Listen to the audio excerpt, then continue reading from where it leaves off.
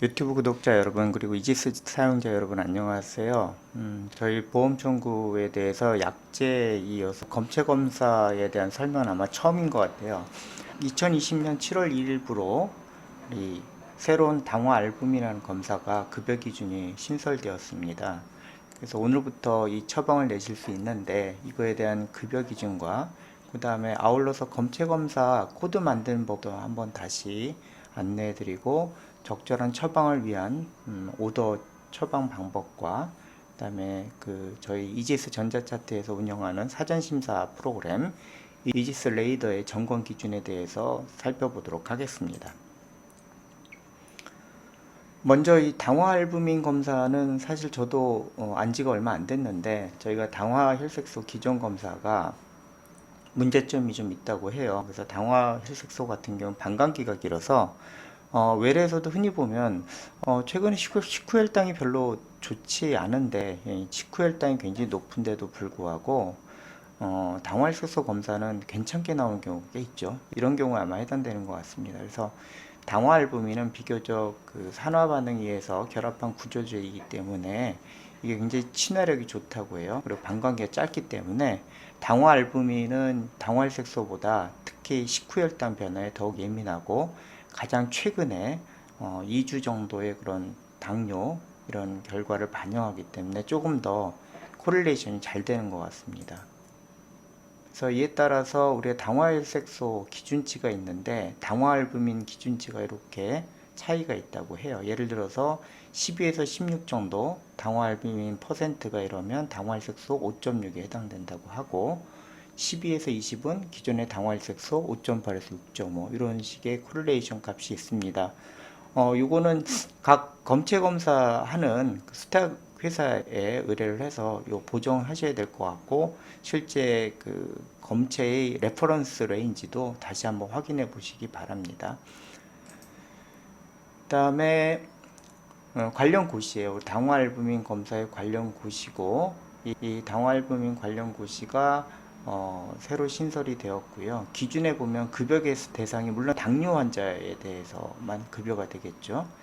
당뇨 환자 중에서 급격한 혈당 변화가 있거나 단기간에 약물 반응 평가가 필요한 경우, 또는 혈당, 식전이나 식후의 혈당 변동이 크다고 판단하는 경우, 그리고 네 번째는 만성질환자 및 투석 환자, 임신성 당뇨병, 그 다음에 용혈성 빈혈이나 이상 헤모글로빈 혈증과 같은 적혈구 수명에 이상이 있는 경우, 만성 간질환, 혈당과 당혈색소 수치의 상관도가 낮은 경우, 이 경우는 아마 사실 1, 2, 3에 해당이 될 것 같은데, 그리고 인슐린 주사요법을 시행하는 제1형과 2형 당뇨병 환자, 이렇게 급여 대상을 잘 알아야 되는 경우는 나중에 말씀드리지만, 이거에 해당하는 것을 특정 내역으로 기재를 하셔야 합니다. 기준에 따르면.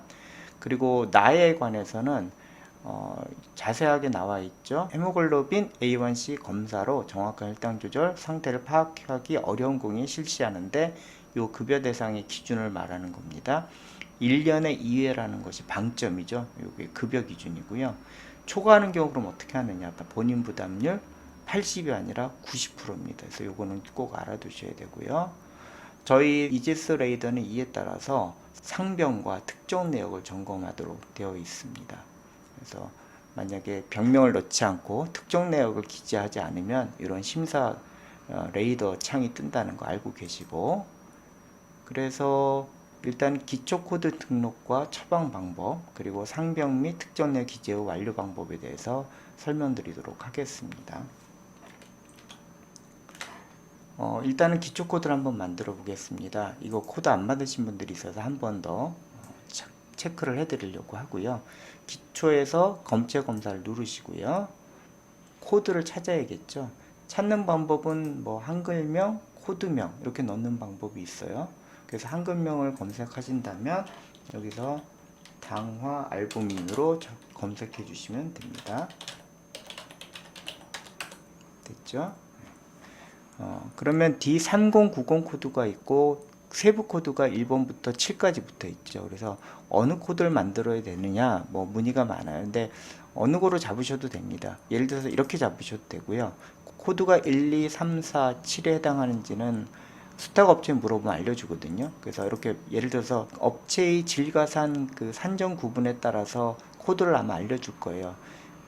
대부분 검체 수탁기관이 일치하는 경우에 이 뒤에 가상 코드는 일정하거든요. 즉 003이 붙는 경우는 모든 그 코드가 003이 붙고요. 002가 붙는 검체 수탁기관 다 002가 붙어요. 그래서 이렇게 잡아주셔도 되고 세부 코드로 잡아주셔도 된다라는 거, 그것만 알고 계시면 될 것 같고, 그냥 D3090으로 잡으시면 가산 등급이 우리 병원 운영 정보에 분명히 있습니다. 그래서 병원 운영 정보에 보시면 수탁업체, 수탁기관 정보가 있어요. 예를 들어서 저희가 보내는 곳이 이원의료인재단인데 여기에 등급 있죠. 요게 정해져 있기 때문에 검체 검사에서 바로 D3090으로 잡으셔도 됩니다. 세부 가상 코드를 붙지 않아도 된다는 거, 요거 참고해 주시면 좋을 것 같습니다. 그래서 굳이 이 세부 가상 코드 때문에 고민할 필요가 없습니다.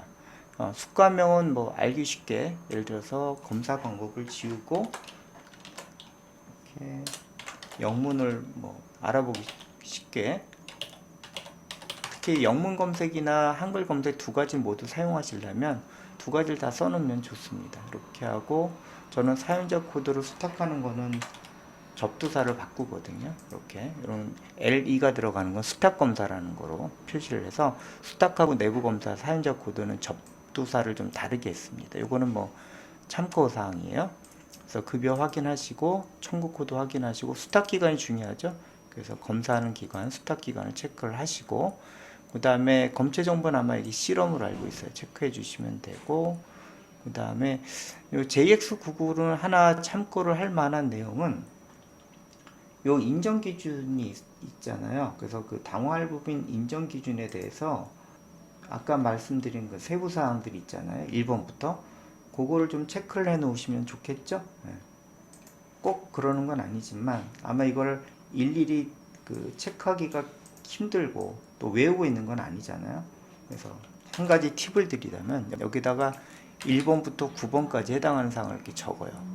그럼 나중에 여기서 해당되는 것만 남기고 지우면 되겠죠. 그래서 JX999가 바로 뜨니까 이게 좀 편리함이 있습니다. 자, 이렇게 하시고 바로 저장 누르시면 새로운 코드가 만들어지고요.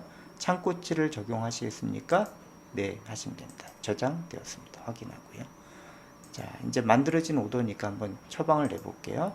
그래서 영문으로도 검색이 되고 한글로도 이렇게 검색이 되겠죠. 왜냐하면 영문으로도 만들었으니까. 영문을 할 경우는 이렇게, 그래서 코드를 영문 한글을 넣으면 이런 편리함이 있습니다. 그래서 코드를 넣고 체크를 하시면 아까 그 JX99가 바로 뜨죠.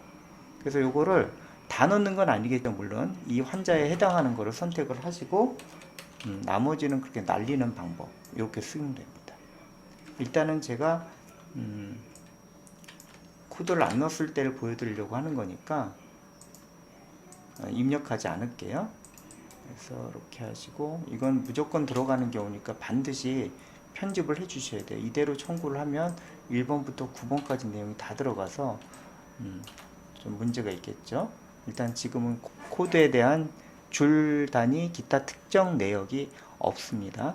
이렇게까지만 하고 바로 저장을 누르면 말씀드린 대로 당연히 상병하고 특정 내역에 대한 심사 정보가 뜨겠죠. 여기서 수정을 눌러 보시면 상세하게 볼 수가 있어요. 그래서 이건 상병 검사를 넣어야 되고요. 그 다음에 요거는 그 특정 내역, 그래서 당뇨 상병이 빠졌고 특정 내역이 빠졌다는 겁니다. 그래서 이렇게 오더 내고 나서 뭐 당연히 뭐 당뇨 환자한테만 할 거니까 코드를 넣어야겠죠. 당뇨는 기본으로 들어가야 됩니다. 다른 코드가 필요 없어요. 그리고 여기다가 특정 내역을 기재하셔야 되는데 제가 만든 것처럼 동일하게 만들면 편리할 것 같아요. 이렇게 특정 내역 넣고 완료 누르시면 되죠.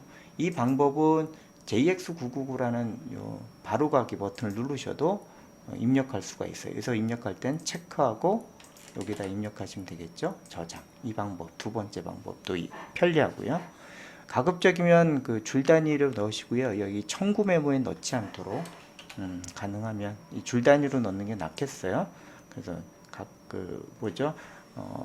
당뇨에서 미세알부민요 검사할 때처럼 그렇게 체명하시면 됩니다. 그래서 오더 넣고 상병하고 줄단위 특정 내용 넣는 거 이것만 하시면 무사히 청구가 되겠죠.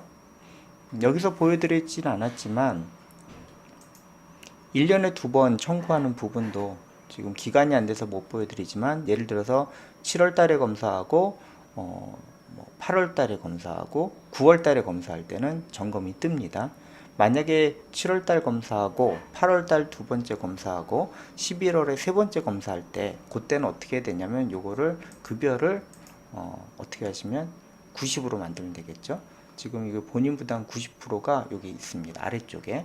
그래서 이게 조금 안 보일 수 있는데 이렇게 해주셔야 돼요. 근데 보통 검사가 90% 본인 부담으로 나가는 경우가 우리가 하나 있죠.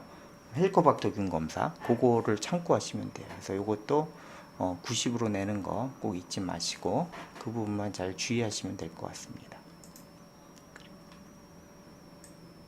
보험으로 바꾸고. 네. 그래서